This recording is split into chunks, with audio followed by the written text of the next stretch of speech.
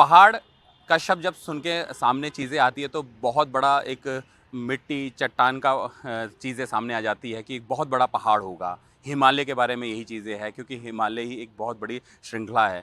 लेकिन उस पहाड़ में क्या छिपा है, उस पहाड़ का दर्द क्या है? क्योंकि उत्तराखंड या फिर अन्य पहाड़ी राज्यों की बात करें तो वहाँ पर कुछ ना कुछ काम हो रहा है, योजनाओं का काम हो रहा है, पहाड़ काटे जा रहे हैं, सुरंगें हो रही है, सड़कें बन रही है, पहाड़ दरक रहे हैं, प्राकृतिक आपदाएँ आती है। लेकिन वो जो पहाड़ है, वो एक पिता की तरह है और वो शांत जिस तरीके से पिता अपने बच्चे को पालता है, उसमें बहुत सारे दर्द होते हैं लेकिन वो बताता नहीं है।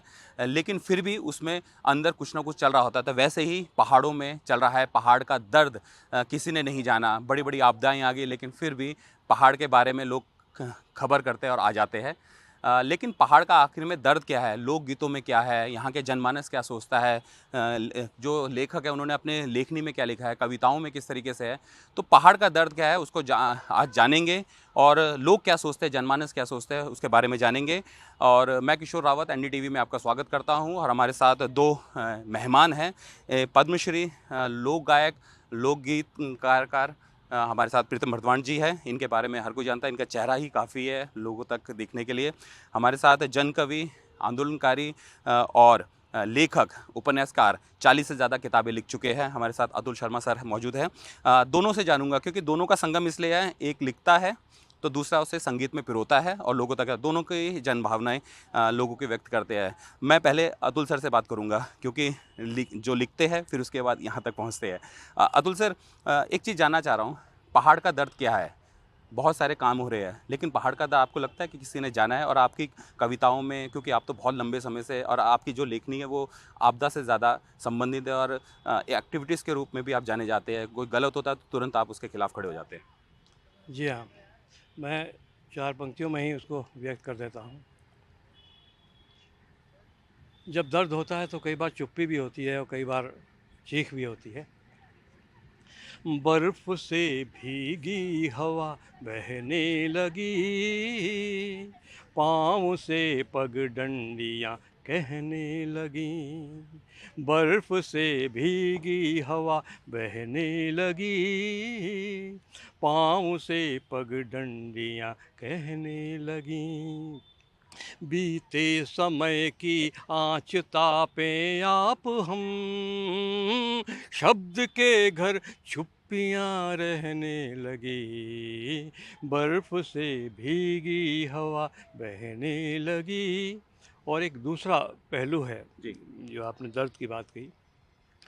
पानी के झरने सूख गए हैं पहाड़ पर, चिड़िया वो तितलियाँ नहीं दिखती पहाड़ पर, और जल रहे जंगल को कहीं जल नहीं मिला, जल रहे जंगल को कहीं जल नहीं मिला।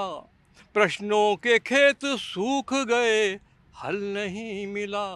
प्रश्नों के खेत सूख गए, हल नहीं मिला।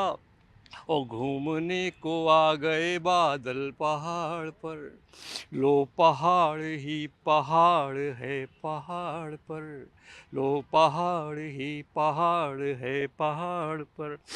ये स्थितियां हैं और जैसे जैसे आपदाएं आती हैं और लगातार हमने उस पर लिखा है और एक एक्टिविस्ट के रूप में लिखा है, एक आर्टिस्ट के रूप में नहीं लिखा, उसको जानते समझते हुए और शामिल होकर लिखा।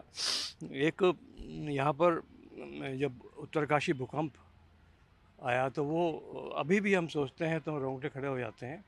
तो उस पर एक गीत हमारा है, उसको मैं सुना देता हूँ। उसमें आपको पूरा एक रिपोर्टाज मिलेगा। बादल घिर घिर के आए, फैले जहरीले साए, ऐसा तो देखा पहली बार रे, ऐसा तो देखा पहली बार रे। सहमी सी गंगा की धार, कांपे हैं बदरी केदार भैया। बादल घिर घिर के आए, फैले जहरीले साए, ऐसा तो देखा पहली बार रे। कहीं कहीं माँ जी के आंसू पोंछ रही है बहना, अपने दुख दर्दों को बाबा भूल गए हैं कहना। बच्चों के सर से परिवारों की छत टूट गई है, आंसू डूबी नावों में है अब बस्ती को रहना भैया। प्रश्नों की गहरी खाई उसमें है नींद समाई, ऐसा तो देखा पहली बार रे, ऐसा तो देखा पहली बार रे। सूने गांव मातम की चादर ओढ़े पड़े हुए हैं, गहरी खाई वाले बूढ़े सहमे खड़े हुए हैं। घायल सीढ़ीदार खेत है तन मन पड़ी दरारें, छड़ी पेड़ की छिन गई पर्वत औंधे गिरे पड़े हैं भैया। बाघिन सी सर्दी आई, बाघिन सी सर्दी आई, मृत्यु जल में है समाई, ऐसा तो देखा पहली बार रे। पूरा रिपोर्ट आ जाए, लंबा गीत है, उसको अंत पे करता हूँ। कंबल आटा पैसा आया आश्वासन भी आए, कंबल आटा पैसा आया आश्वासन भी आए, मन मकान के अंदर बर्फीले कोड़े बरसाए। कुछ हो आए दूर गांव तक कुछ ने नापी सड़कें, कुछ हो आए दूर गांव तक कुछ ने नापी सड़कें। आया क्या भूकंप यहाँ पर चले कैमरे तन के भैया। कंबल तो कंबटवाए, कंबल तो कंबटवाए, ज़्यादा फोटो खिंचवाए, ऐसा तो देखा पहली बार रे। सर मैं एक चीज़, क्योंकि आपने जो ये पूरी कविता अपनी जो उत्तरकाशी का भूकंप आया था उसके बारे में बता दी, जहाँ तक मैं समझाऊँ वो चीज़ है कि ये तो 1991 से लेके अब तक वैसे ही चल रहा है। भूकंप, आपदाएं आ रही है, तमाम चीज़ें आ रही है।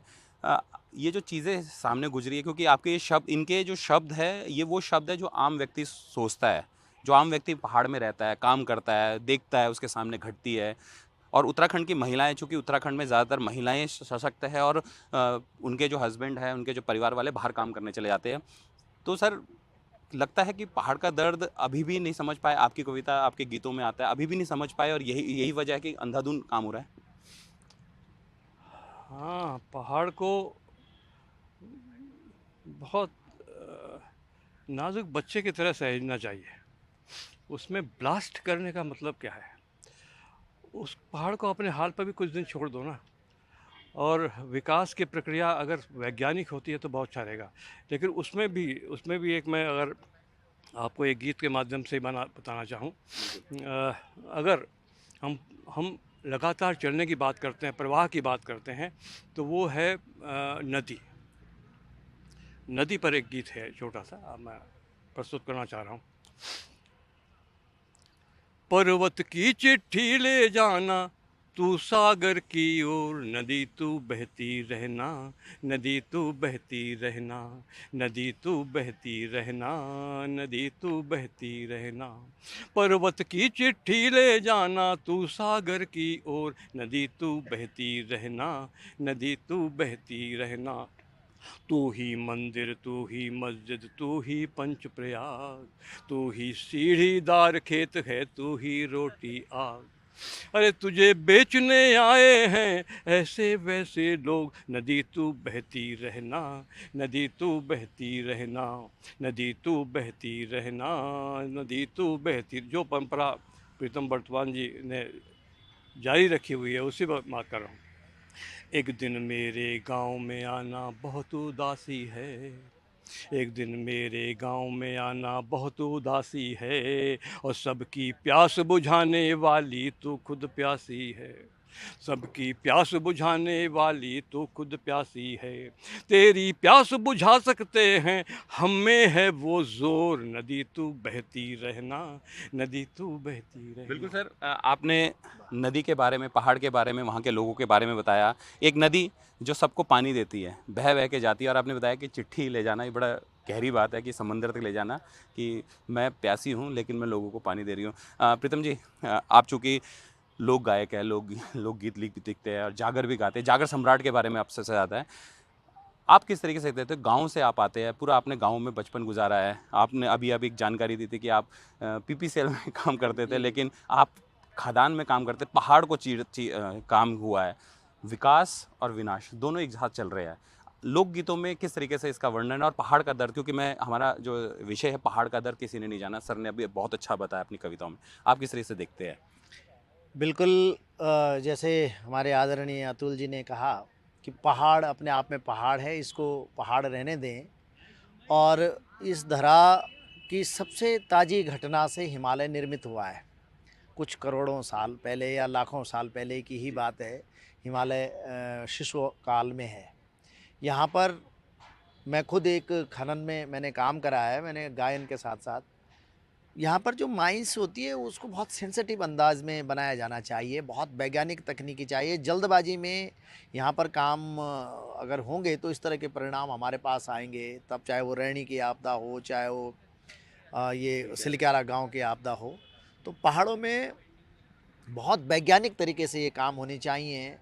जो आप कंक्रीट अंदर बना रहे हैं उसका सपोर्टिंग नेचर को पर्याप्त समय उसको दिया जाना चाहिए।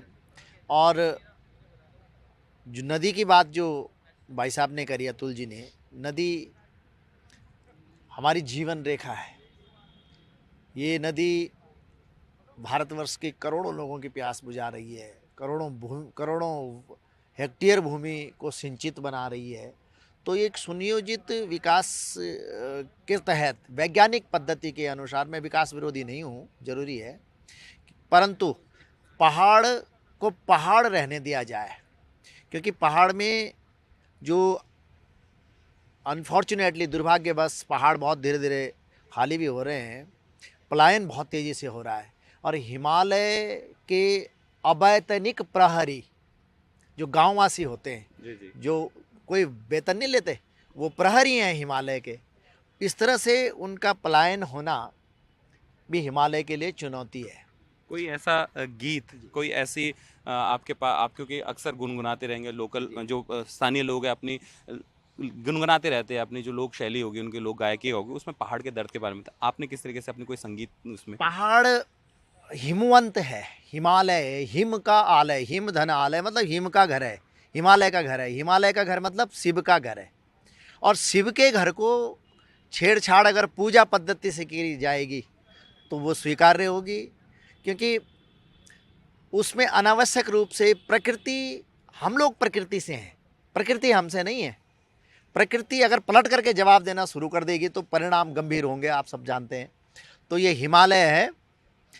मेरो हिमवंती देसा यो पहाड़ प्यारो, मेरो हिमवंती देसा यो पहाड़ प्यारो, तेरी खुकली माँ जन्म हो बार बार, तेरी खुकली माँ जन्म हो बार बार, मेरो इलावर्ती मुल्क यो पहाड़ प्यारो, मेरो हिमवंती देसा।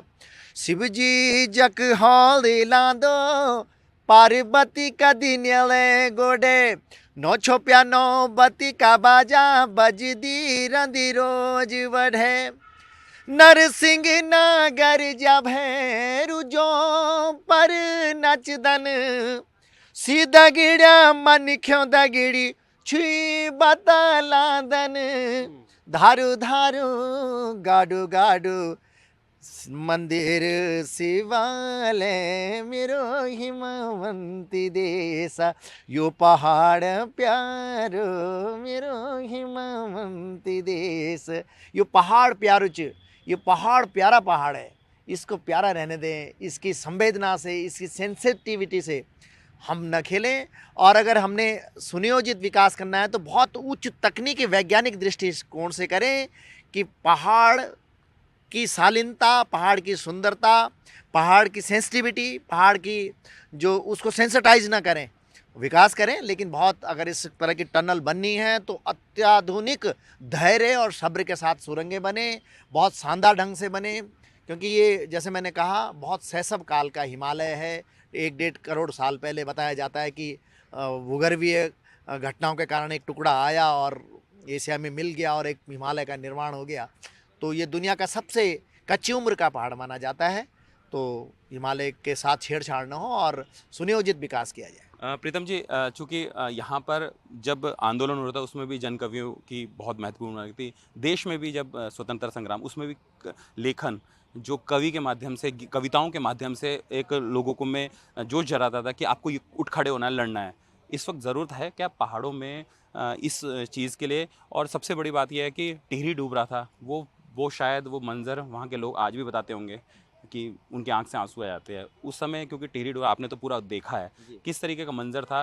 क्योंकि टिहरी डूब रहा था तो वो सिर्फ टिहरी नहीं डूब रहा था, वो लोगों की भावनाएं डूब रही थी, बचपन डूब रहा था, किसी की शादी हुई थी, किसी का मायका था, किसी का ससुराल था, किसी की जन्मभूमि थी, ये सब डूब रहा था। और वो पहाड़ का दर्द लोगों की आंख से बाहर आया था। टिहरी की घटना लोगों की भावनाओं की कीमत पर बना हुआ बांध है वो। आप किसी को सोने चांदी हीरे मोती दे दो, लेकिन उसकी भावनाओं की कीमत की आपूर्ति नहीं हो सकती है।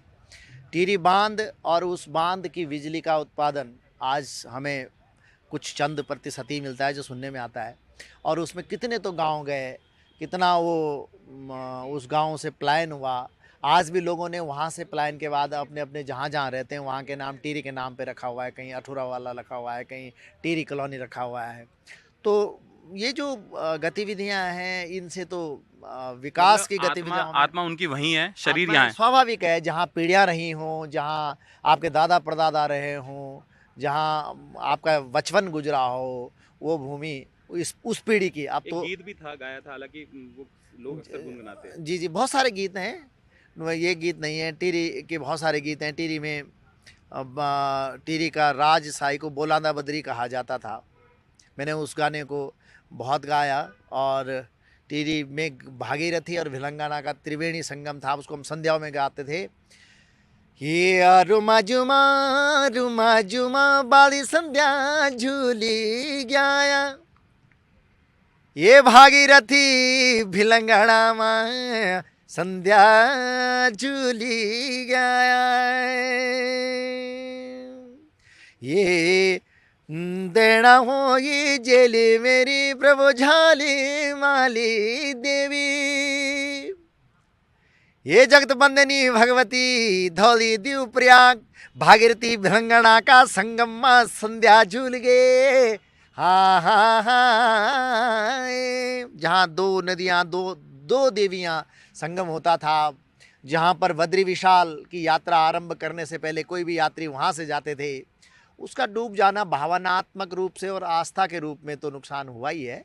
लेकिन जो उसके बाद जहाँ जहाँ लोग गए हैं, उन यादों को भुलाना उनके लिए बड़ा मुश्किल है। बिल्कुल, क्योंकि अक्सर पहाड़ में अगर हमें भी कोई घर से करे तो लेकिन हमारी आत्मा यहीं रहेगी, मन और आत्मा रहेगा, भले ही शरीर की दूर है। अतुल सर, मैं एक चीज़ जानना चाहता हूँ कि 2010 के बाद उत्तराखंड में बहुत आपदाएं आई और पहाड़ का दर्द तब भी किसी ने नहीं समझा, चाहे वो सिलक्यारा हो, रैणी हो, इसके अलावा केदारनाथ आपदा हो, रुद्रप्रयाग हो, आराकोट हो, ये ऐसे थे कि जो हमारे मन मस्तिष्क में आज छप गए हैं। मैं खुद उन जगहों पे गया हूँ और मैं जब भी जाता हूँ तो सवाल मेरे मन में यही आता है कि और कितना। बहुत सही बात आपने कही है। बहुत इस बात में बहुत दर्द है, ये पूरे पहाड़ का दर्द है। और उस पर मेरी एक कविता एक बार लिखी थी कि औरत चढ़ती प्रश्नों की चढ़ाइयाँ, औरत चढ़ती प्रश्नों की चढ़ाइयाँ और उठा कर लाती उत्तरों का गट्ठर, और उठा कर लाती उत्तरों का गट्ठर, औरत की पीठ पर बंधा बच्चा है पहाड़, औरत की पीठ पर बंधा बच्चा है पहाड़। लेकिन संदेश क्या देना चाहिए, इसको मैं कुछ लाइनों में आपसे कह देता हूँ, आपकी इजाज़त हो तो। अब नदियों पर संकट है, सारे गांव इकट्ठा हों, अब नदियों पर संकट है, सारे गांव इकट्ठा हों, अब सदियों पर संकट है, सारे गांव इकट्ठा हों, अब सदियों पर संकट है, सारे गांव इकट्ठा हो। नदी को बहता पानी दो, हर कबीर को वाणी दो, नदी को बहता पानी दो, हर कबीर को वाणी दो, सिसकी वाली रातों को सूरज भरी कहानी दो, सिसकी वाली रातों को सूरज भरी कहानी दो। अब रोटी पर संकट है, सारे गांव इकट्ठा हों, अब रोटी पर संकट है, सारे गांव इकट्ठा हों, आवाज़ों पर संकट है, सारे गांव इकट्ठा हों। आवाज़ों पर संकट है, सारे गांव इकट्ठा हों। अब नदियों पर संकट है, सारे गांव इकट्ठा हों। अब सदियों पर संकट है, सारे गांव इकट्ठा हों। सर जोशीमठ की तरह जोशीमठ भी पहाड़ धड़क रहा है, पहाड़ बोल रहा है मैं टूट रहा हूँ, मेरे पे वजन मत डालो ज़्यादा, कैरिंग कैपेसिटी की बात की जा रही है। रैणी में गौरा देवी 1973-74 में उस लेडी ने वो कर दिखाया जो आज की डेट में कोई नहीं कर पा रहा था, जिस समय टेक्नोलॉजी नहीं थी। उनकी वो एक चिपको मूवमेंट कहाँ से कहाँ चला गया, पेड़ बचाया, उन्हें पता था। एक वो पढ़ी लिखी नहीं थी, लेकिन उन्हें पता था इस पेड़ को बचाने का क्या मकसद है। एक बात, दूसरी बात, ग्लेशियर्स है हमारे यहाँ पर, पहाड़ है, ये लगातार बोलते जा रहे हैं, ये शब्द बताते जा रहे हैं कि बहुत हो गया, अब रुकें। लेकिन रुकना नहीं है, और आपदाएं आती जा रही है, आपदाएं आती जा रही है, और आपदाएं किसी चीज़ के लिए ठीक नहीं है, सरकारी सिस्टम के लिए भी ठीक नहीं है, क्योंकि पैसा खर्च होता है, आम लोग रोते हैं, तड़पते हैं, जिनका कोई जाता है उनको पता है। एक आम पहाड़ का व्यक्ति वो क्या सोचता है पहाड़ को देखते हुए? अक्सर तस्वीरें मैं देखता हूँ तो मेरी अजीब सा लगता है मेरे को कि वो पहाड़ की तरफ देख रहा है। हाँ, ये कहना भी बहुत भारी होता है, मतलब इसको कहना भी बहुत आसान नहीं होता है। मेरे ख्याल से प्रीतम भाई इस बात को महसूस करेंगे। मुझे लगता है कि हमें कुछ कुछ उसका हल भी देना चाहिए शायद। और हम आम आदमी हल क्या दे सकते हैं? या हम रचनाकार या संगीत नहीं, कार- लेखनी में और गायनी में बहुत अंतर है। मैं एक व्यक्ति पहाड़ का, और पीछे उसके पीछे पहाड़, वो दोनों को अगर आपके कुछ मन में आ रहा हो, दोनों का। बिल्कुल बिल्कुल बिल्कुल, मैं आपकी बात समझ गया हूँ। चलिए, मैं एक पर्वतीय लोक धुन पे आधारित एक गीत है जो गाया जाता है मेरा, मैं चाहता हूँ वो। उठती हुई आवाज़ों की बानी, सुनता है नदियों का बहता पानी। उठती हुई आवाज़ों की बानी, सुनता है नदियों का बहता पानी। गंगा की आँखों में आंसू भरे हैं, यहाँ वहाँ के लोग डरे हैं। कौन दिलाएगा हिस्सेदारी, सुनता है नदियों का बहता पानी। उठती हुई आवाज़ों की बानी, सुनता है नदियों का, सब रजिस्टर हो रहा है, सुनता है नदियों का बहता पानी। प्यासा जंगल प्यासा गाँव, जलती धरती झुलसे पाँव। माझी के कंधों पे बोझा भारी, सुनता है नदियों का बहता पानी। साथ चलेंगे साथ रहेंगे, तूफानों से बात करेंगे। साथ चलेंगे साथ रहेंगे, तूफानों से बात करेंगे। यही हमारी है जिम्मेदारी, सुनता है नदियों का बहता पानी। उठती हुई आवाज़ों की बानी, सुनता है नदियों का बहता पानी। बहुत खूब, आपने बहुत सारी चीज़ बताई प्रीतम जी। आप पे तो माँ सरस्वती का सीधा आशीर्वाद है। ये धरती देवों की भूमि है, यहाँ हर कण कण में भगवान वास है, और वाकई वास करते हैं यहाँ पे। कई चीज़ें ऐसे सबूत है, और ऊपर वाले को सबूत देने की ज़रूरत नहीं है। चूँकि आप गांव में रहे, आपने बहुत नज़दीक से सारी चीज़ें देखी है, मैं आपसे इससे पहले भी पूछा था। माँ जी हो गई, दादी हो गई, ताई जी हो गई, बूढ़ी बूढ़ी अम्मा कुछ ना कुछ बोलती रहती थी कि पहाड़ का ये है बेटा, ये है, ये है। आपने कुछ सुना होगा ऐसे कोई लोग आपस में जो लोग गीत गाते हैं, कुछ शब्द होते हैं, वो किस तरीके पहाड़ के दर्द के बारे में कुछ बता पाएंगे? पहाड़ का दर्द अपने आप में, पहाड़ को जब दर्द, पहाड़ का दर्द यही है कि पहाड़ के जो लोग होते हैं वो पहाड़ के बारे में जानते हैं। पहाड़, वो कहते हैं ना कि पहाड़ कभी टूटता नहीं है कभी, और टूटता है तो मुसीबत बन करके टूटता है। पहाड़ के लोग, लोगों की सिर्फ यही एक इच्छा होती है कि पहाड़ों को पहाड़ रहने दिया जाए। हमारे पहाड़ों में देवभूमि है, किन यक्षों की भूमि है, किन्नरों की भूमि है, शिव की भूमि है, तप की भूमि है, जप की भूमि है, ज्ञान की भूमि है, ध्यान की भूमि है। इस भूमि में तो बल्कि मैं इस माध्यम से ये भी संदेश देना चाहूँगा कि शराब और मांसाहार पे पूर्ण रूप से प्रतिबंध हो। ये देवभूमि है, यहाँ प्रकृति तब तब रुष्ट हो जाती है जब जब दंभ फैलता है। आज आप देख रहे होंगे कि एक घर गांव में बहुत सारी जगह, हर तीसरी जगह पर शराब की दुकानें खुल गई हैं। बड़ा कष्ट होता है मुझे पहाड़ में जब देखता हूँ मैं, एक तीर का निशान बना हुआ होता है और लिखा होता है कि शराब की दुकान इधर है। ये पहाड़ का और पहाड़ की बेटी बहुओं का बहुत बड़ा दर्द है। महिलाओं के अंदर इसकी बड़ी चुभन है इन शराब खानों की, क्योंकि एक तो बहुत पर्याप्त रोजगार के साधन है नहीं पहाड़ों में, ऊपर से शराब की लत युवाओं में और लगा दो, तो ये अपने आप में मेरे लिए बड़ा कष्टदायी है। और पहाड़ को पहाड़ रहने दिया जाए। वो नानी दादी की जो आप बात कर रहे हैं, उन नानी दादी, हमारी नानी दादी हो, हमारी दादी के किस्से हमने सुने हुए हैं कि बेटे हम पहाड़ को, हमारे यहाँ सुबह प्रातः काल में, उषा काल में नौबत बजती थी और नौबत में ये कहा जाता था कि ये देवता, ये पहाड़, ये शिव, ये स्थान देवता, भूमि का, भूमियाल का मतलब पहाड़ी होता है कि वो भूमि का देवता है। हमारी रक्षा करना, हमारी पूंगड़ियों की रक्षा करना, हमारा खेतों की रक्षा करना, हमारा चैन पशु की, हमारा गुरु बकरा, हमारा जो लोक सभ्यता चन, हमारा लोक संस्कार चन, उनकी रक्षा करी। तो ये प्रार्थनाएं हुआ करती थी। तो ये प्रार्थनाएं अब धीरे धीरे करके बंद हो रही हैं और मैं देख रहा हूँ कि हमारे देवस्थानों में जो शराब का प्रचलन है, इस पे कोई ऐसा गीत हो जो ये चीज़ें जुड़ता हो, सीधे ज़मीन से जुड़ता हो? जी, बहुत सारे ऐसे गीत हैं जी।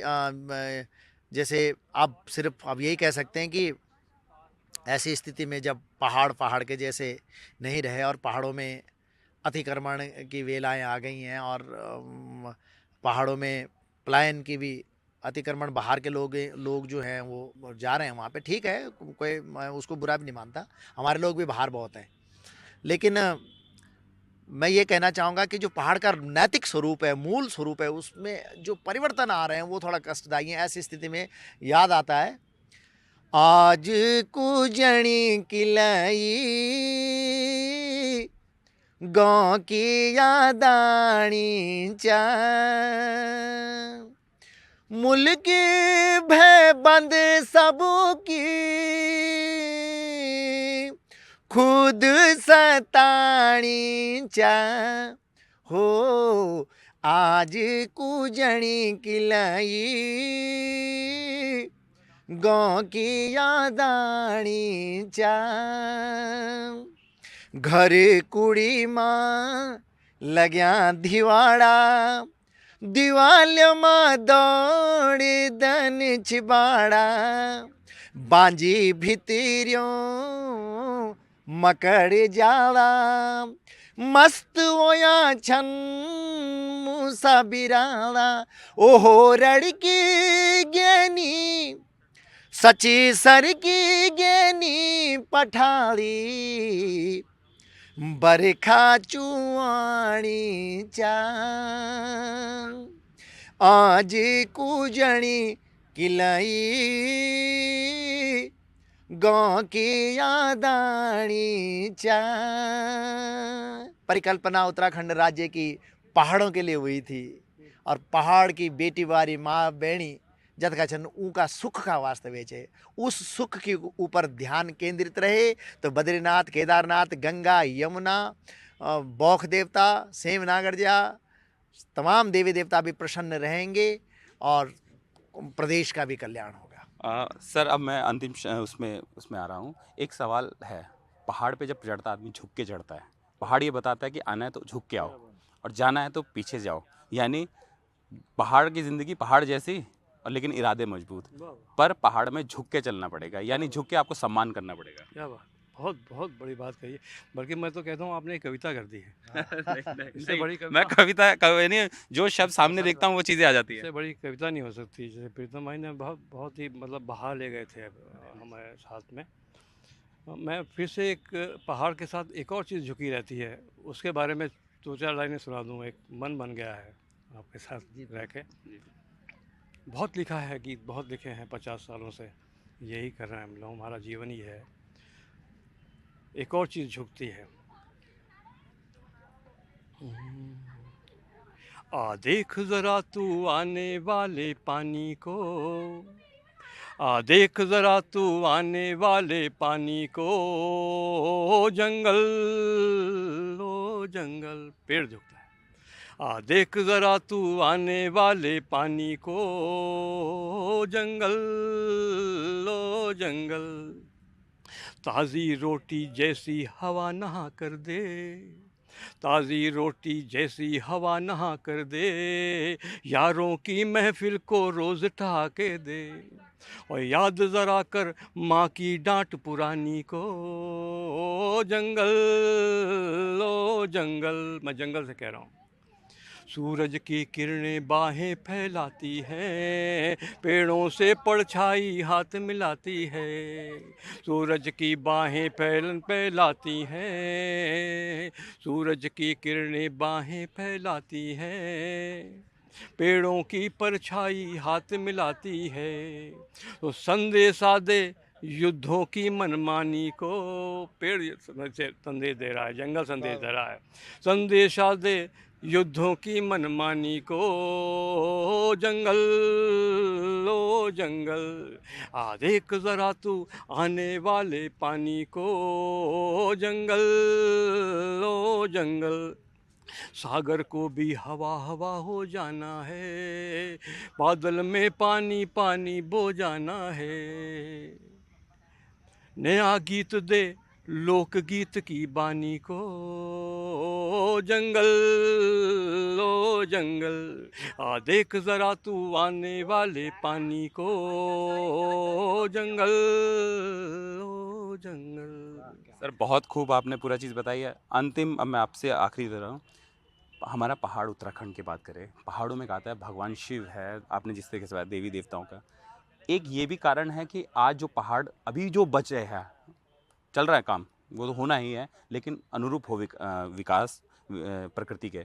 आपको लग रहा है कि ये जो देवी देवता हमारे हैं, जो हमारे आराध्य है, जो हम जिनको पूजते हैं, उन्होंने अपना कुछ ना कुछ बताया हर बार, लेकिन उन्होंने ये भी बताया है कि बहुत ज़्यादा ना बढ़े, प्रकृति से ना लड़े, और इसी वजह से अभी फ़िलहाल बचे हैं पहाड़। देखो, जो प्रकट है, जो प्रकट है वो विज्ञान है, और जो है और दिख नहीं रहा है वो ज्ञान है। हमारी दादी, हमारी नानी कहती थी कि बेटे पीपल के पेड़ को कभी पत्ता तोड़ना भी नहीं उसका। हमारी परंपराएं यही कहती थी ना। बिल्कुल बिल्कुल। और विज्ञान ये कहता है कि सबसे ज़्यादा ऑक्सीजन देता है वो। जी। तो वो जो परंपरागत नीतियां हमारी थी, वो उनको फॉलो करना चाहिए, और बहुत अत्याधुनिक तरीके से कि पहाड़ों को कोई नुकसान न पहुंचे, पहाड़ अपने आप में रुष्ट न हो। यहाँ देवी देवता प्रकृति का रूप होते हैं। प्रकृति देवी हमेशा रुष्ट हुई है जब उसको अनावश्यक तरीके से या उसको ऐसे तरीके से उसके साथ छेड़छाड़ हुई है जो तरीका नहीं होना चाहिए था। तो उससे तो प्रकृति अगर प्रतिकूल होगी तो परिणाम बहुत विकराल होंगे। इसलिए मैं यही कहना चाहूँगा कि जो कुछ भी करना है पहाड़ों में बहुत सुनियोजित, बहुत हाई फाई, बहुत जल्दबाजी में नहीं, बहुत देखभाल के विशेषज्ञों की टीम के साथ काम हो, पहाड़ का पेड़ न कटे, पहाड़ की जो सुरंगें बन रही हैं इनमें बहुत हाई जो टेक्निकल इंजीनियर होते हैं, जो बहुत हमने यूरोप वगैरह में देखी हैं सुरंगें बनते हुए, वहाँ पर बहुत किसी तरह का नुकसान नहीं होता। जो हार्ड जोन होता है अंदर, रॉक जोन होता है, जो 6-7 लेयर होती है अंदर, कैसे उसके साथ ट्रीट करना है, ये केवल कागज़ों में योजना बना करके अनस्किल्ड लेबर न भेजी जाए, उसके अंदर जानकार लोग भेजे जाएं, उनकी सुरक्षा का विशेष ध्यान दिया जाए, और जो कुछ अभी सिलक्यारा गांव में घटा उन कारणों में भी जाना चाहिए कि ऐसी परिस्थिति आई क्यों। अच्छा, अभी अतुल सर ने एक लास्ट में अपनी कविता के माध्यम से समझाया, कोई ऐसा हो जो लास्ट में आप बिल्कुल इस चीज़ को। मैं यही कहूँगा कि माँ भगवती, मैं तो भगवती का उपासक हूँ, जागरी हूँ, तो यही कहूँगा कि नारायणी ज्वाला दुर्गा भवनी, त्रिलोक तारिणी माँ जगदम्बा भवनी, शक्ति स्वरूपिणी माँ अनंत विजया, हे दयालु माँ अनंत विजया। मंगल हो, सुमंगल हो, जंगल हो, सब कुछ हो, और हम आनंदित रहें, यही कामना करना चाहता हूँ। बहुत बहुत शुक्रिया हमारे दोनों मेहमानों का, एक लेखक, कवि और अपनी लेखनी से ये इनके शब्द जो है वो आम लोगों की पीड़ा है। और प्रीतम जी जो संगीत है, जिनको माँ सरस्वती का आशीर्वाद है, इनके भी वो शब्द वही है। तो कुल मिलाकर पूरे जो इन दोनों की चर्चाएं थी, इन दोनों से जो हमने चर्चाएं करी, जो हमारे मेहमान हैं, यही था कि पहाड़ का दर्द क्या है, नदियों का दर्द क्या है, वहाँ रहने वाले लोगों का दर्द क्या है, और उनको समझना बेहद ज़रूरी है। क्योंकि अगर पहाड़ है तो पानी है, जीवन है। क्योंकि ग्लेशियर वहाँ है, पूरी भारत को पानी देते हैं, दुनिया को ऑक्सीजन देते हैं। अगर उनसे ही छेड़छाड़ की और उनको ही नुकसान करने लग गए तो शायद मानव समाज नहीं बचेगा, और वो सिर्फ इतिहास के पन्नों में हमें देखने को मिलेगा कि कोई हिमालय था, उस पर ग्लेशियर थे, उस पर नदी थी, और फिर मानव समाज भी शायद धीरे धीरे लुप्त हो जाएगा। एनडीटीवी के कार्यक्रम में इतना ही। अगले और इसी विषय पे मिलेंगे, जिस तरीके से आज पहाड़ का दर्द का विषय था। इसके अलावा बहुत सारी चीज़ें हैं, जानकारी भी ऐसे ही जो मेहमान हैं हमें वो जानकारी देंगे। देहरादून से किशोर रावत, एनडीटीवी इंडिया।